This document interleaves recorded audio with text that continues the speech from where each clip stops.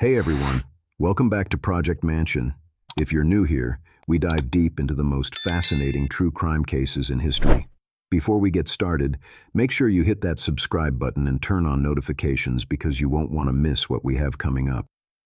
Today we're investigating one of the most shocking cases of the 1920s, a murder so cold and calculated that it became known as the crime of the century. This is the story of two wealthy teenagers who thought they could get away with the perfect murder. Picture this: Chicago, 1924. The city is booming, jazz fills the air, but underneath the glamour, organized crime and violence run rampant. In the affluent Kenwood neighborhood on Chicago's South Side, two teenage boys are plotting something unthinkable. Nathan Leopold, 19, and Richard Loeb, 18, both from wealthy Jewish families, both college graduates, both considered geniuses. But intelligence doesn't equal morality. These two young men were about to commit a crime so heinous, so calculated, that it would shock the entire nation. Their victim, 14-year-old Bobby Franks, Loeb's own cousin. Their motive, simply to prove they could get away with it. Let me tell you about Nathan Leopold first. Born in 1904, Nathan was a certified prodigy. By age 19, he had already graduated from the University of Chicago, spoke 5 languages fluently, including Russian and Greek, and was a published ornithologist specializing in bird species. His IQ was estimated to be around 210, putting him in the genius category. But Nathan struggled socially. He was bullied as a child, had few friends, and developed a dangerous sense of superiority. He believed his intelligence placed him above society's rules. Then there was Richard Loeb, born just 2 blocks away in 1905. If Nathan was the brains, Richard was the charisma. He became the youngest graduate in University of Michigan history at just 17 years old. Unlike Nathan, Richard was charming, confident, and popular. But beneath that charm lurked something dark. Richard had been committing petty crimes since childhood: shoplifting, vandalism, even arson. He was obsessed with criminal masterminds and believed he was destined to pull off the perfect crime. When these two met at the University of Chicago in 1920, they formed a toxic bond. Nathan worshipped Richard, and Richard found in Nathan the intellectual partner he needed. Together they became obsessed with proving their superiority by committing a flawless murder. For 7 months, they meticulously planned every detail. This wasn't a crime of passion. It was an intellectual exercise, a twisted experiment. They studied criminology, analyzed police methods, and rehearsed their scheme repeatedly. Their plan was chilling in its simplicity: kidnap a child from their own neighborhood, kill him immediately, dispose of the body, then send a ransom note to throw investigators off track.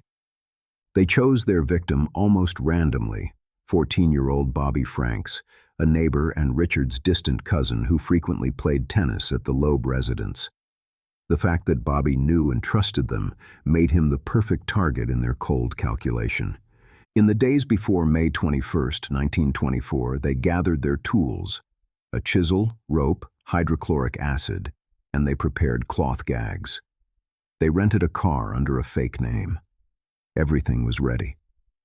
On that fateful afternoon, as Bobby walked home from a baseball game, Leopold and Loeb pulled up beside him in their rented vehicle. Richard called out to his young cousin, asking if he wanted a ride. Bobby, knowing and trusting Richard, got in without hesitation. What happened next was brutally quick. One of them, and to this day each blamed the other, struck Bobby in the head with the chisel. They stuffed a gag in his mouth as he fought for his life. Within minutes, young Bobby Franks was dead in the back seat. They drove to the Indiana state border and dumped his body in a drainage culvert near railroad tracks, pouring hydrochloric acid over him to hinder identification. Then they rushed back to send the ransom note demanding $10,000 for Bobby's safe return. They destroyed the typewriter, the chisel, the rope, every piece of evidence. Or so they thought.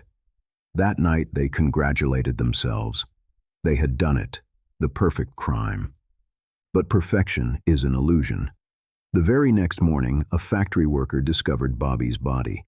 Within hours, police found something the killers had overlooked, a pair of eyeglasses lying near the body. These weren't ordinary glasses. They had a unique, custom-made hinge design that had only been sold to 3 people in all of Chicago. One was a woman who still had her glasses. The second was a man traveling in Europe. The third was Nathan Leopold. When police brought Nathan in for questioning, he claimed he'd lost his glasses weeks earlier during a bird-watching trip. He said he and Richard had spent that night simply driving around Chicago. Richard initially backed up this alibi. Then came the fatal blow.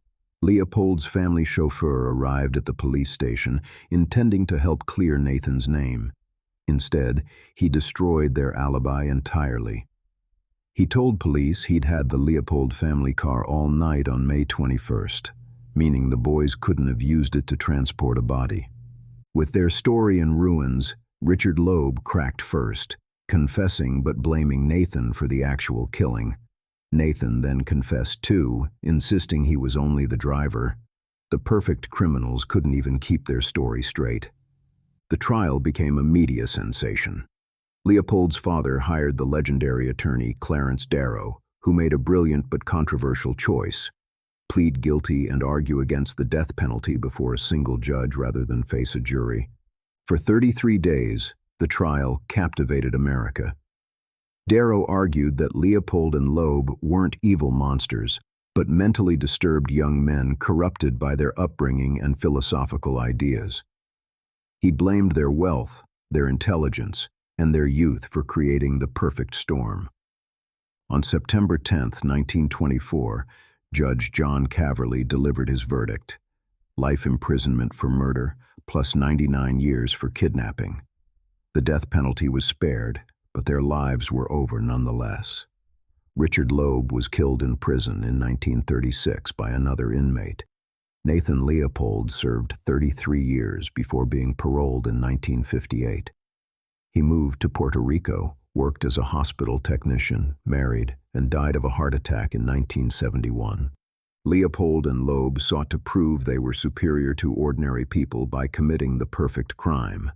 Instead, they proved that no amount of intelligence can replace basic human morality.